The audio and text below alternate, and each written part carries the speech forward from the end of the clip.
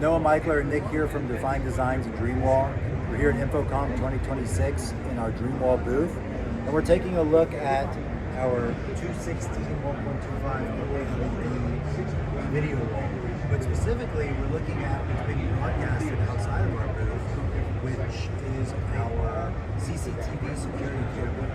And on the bottom, we see this little matrix of what's a pretty standard viewing angle, and on top we have a panoramic view. Now what's special about this panoramic view up top is that we actually have a 200-degree panoramic view. So that's larger than the standard 180, which is something that's going to be special.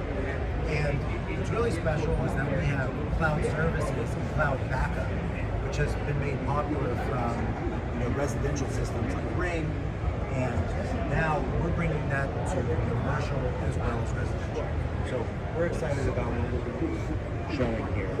And this is a 16 MP, which is 16 megapixels. So we're very excited about what we're doing here, and it's displayed beautifully here on our DreamWall. So we have our simplified matrix, and this is what people want to see. They want to see their security footage. They want to watch the game. They want to watch a movie. It's beautiful. We're happy to be here.